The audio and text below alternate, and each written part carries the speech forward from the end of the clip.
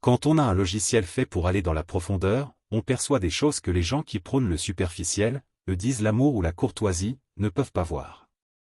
En voici un exemple.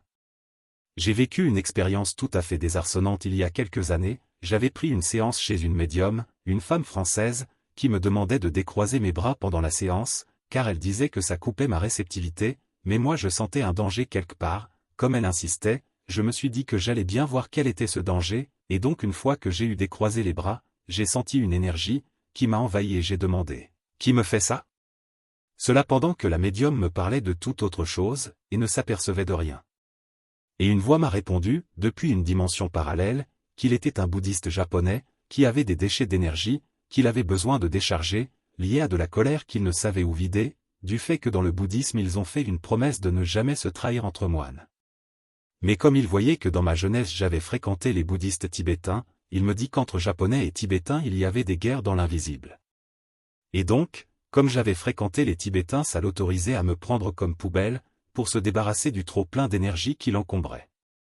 De là j'ai demandé à la médium si elle pratiquait une technique de méditation, sans lui dire laquelle et elle m'a dit, oui, la méditation japonaise. Donc j'ai eu confirmation que ce que la voix m'avait dit était bien vrai, et j'ai appris au passage que les bouddhistes se font la guerre dans l'invisible, quand ils ne sont pas de la même culture, même si officiellement ils font mine d'être amis et dans l'esprit de paix.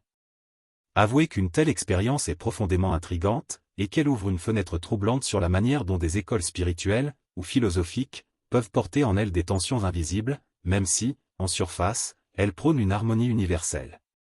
Cela reflète une dynamique humaine ancienne, des divergences dans les croyances où les pratiques peuvent générer des conflits, souvent non exprimés, mais bien réels.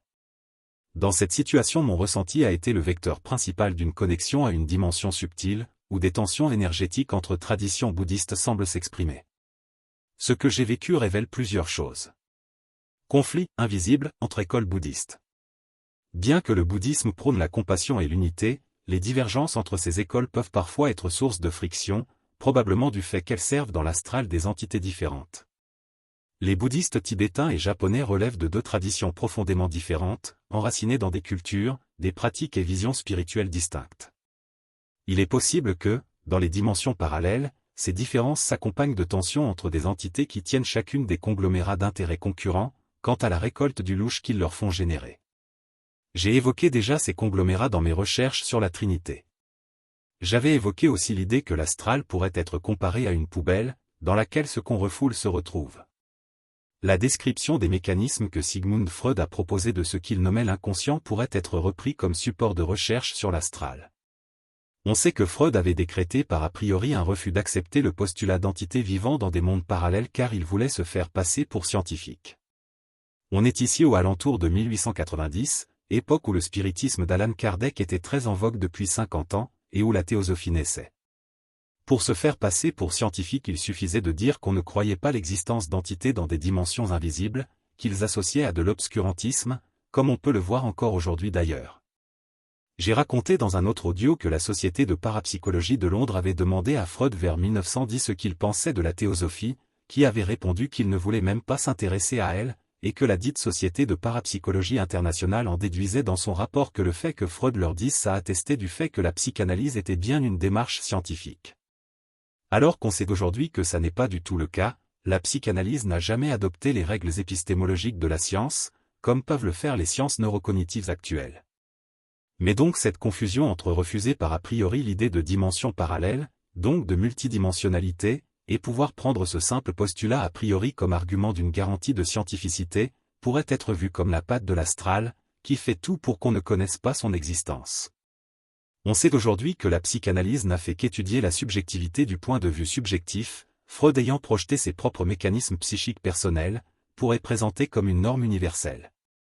J'avais eu l'occasion d'expliquer comment Freud était probablement sous emprise de son père défunt, Jacob Freud, donc sous emprise de l'astral, et que toute sa théorie de l'Oedipe comme universelle lui avait été dictée par son père depuis l'au-delà.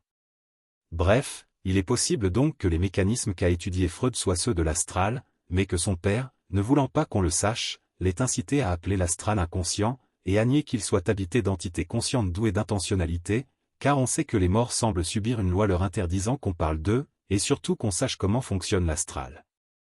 Et donc apprendre cela est précieux puisqu'alors, la psychanalyse, qu'on croyait morte et enterrée va pouvoir retrouver une seconde jeunesse.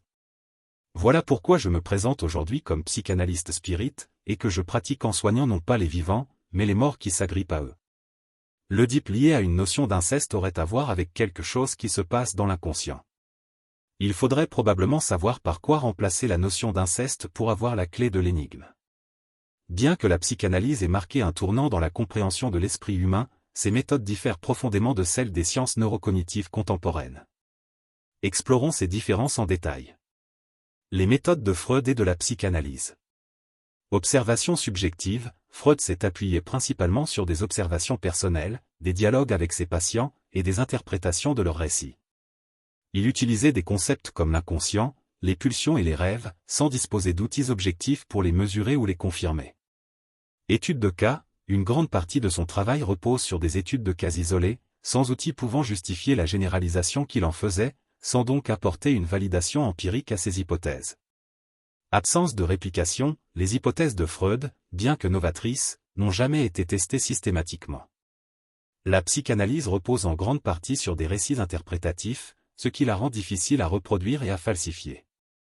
On sait d'ailleurs que quand un de ses anciens disciples faisait dissidence, Freud lui prêtait les interprétations psychanalytiques que pourtant il n'avait pas vues avant.